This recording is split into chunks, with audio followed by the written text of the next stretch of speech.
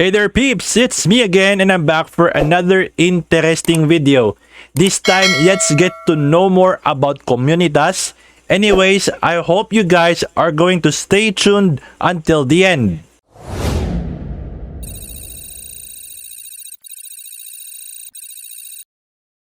Okay, I have to be honest with you peeps. I've been encountering a lot of crypto, blockchain, and DeFi projects out there in the market, and I know that there are promising ones as well. One of the projects that I am taking a closer look right now is no other than Comunitas. For the first time in the history of Polygon blockchain, there is a promising tierless decentralized launchpad that would be making a huge difference in the crypto, blockchain, and DeFi space. Yes, I mean it peeps, the first ever in Polygon. Now this reminds me of a certain project that is almost similar to Comunitas. I don't want to name that project though because I know they got a lot of partners and an impressive community as well. It's just that they're not tierless when it comes to initial DEX offerings or simply known as IDOs. They are whitelisting like only the top 100 holders and have guaranteed allocation to each of them. But for the rest, nah, zero, nada. This is just one of the things that I didn't like about the Ethereum-based decentralized launchpad. However, Comunitas is right here to change the whole game of the centralized launchpad industry and could stand out from the rest out there. You wanna know the reason why? It is simply because for every project that is launched on the Comunitas decentralized launchpad, the community members like me and you who are watching this video right now are the ones who have the power of approval and not the development members. This is way better to be honest, especially when it comes to voting. And by the way peeps, Comunitas is holding an initial exchange offering or IEO in short on IndoX Global Exchange and P2P B2B exchange. And I'm really looking forward to it peeps. Right now, we are on the final round and it will last until July 28th of 2021. But the question is, why is Comunitas running a tierless decentralized launchpad on the Polygon blockchain rather than Ethereum? We all know that some issues that we are experiencing in the Ethereum blockchain are uncontrollable high gas fees, congestion, delays of confirmations, and scalability stuff. However, most of the decentralized launchpads are running under the Ethereum blockchain despite these ongoing problems. With all due respect, the good thing about Polygon blockchain is that they have both high speed and extremely low cost transactions due to the fact that it uses an adapted version of the Plasma framework in order to achieve massive adoption like no other, which gives the edge for Comunitas tierless decentralized launchpad. And it also has no queue system as well.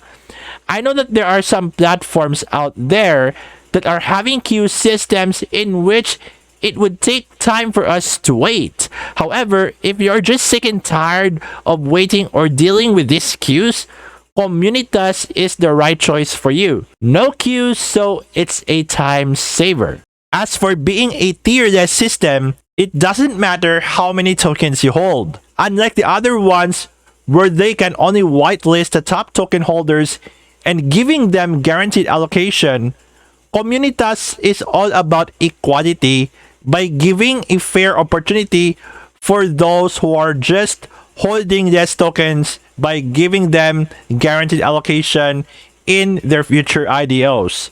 For me, this sounds really cool and way better than the others, peeps. I can strongly feel it. Not only that Comunitas has guaranteed allocation to all of the token holders out there, but it gives us staking rewards as well. And speaking of staking, it's simply one of the common features in the DeFi space, and I'm just glad that Comunitas is having this opportunity for the token holders out there. And by the way, COM is the ticker symbol and the native token of Comunitas. By just simply holding or staking some COMs, we will get rewarded for good. And also, peeps, if you want to stay updated with the latest developments of Comunitas, I highly suggest that you should join their official Telegram group.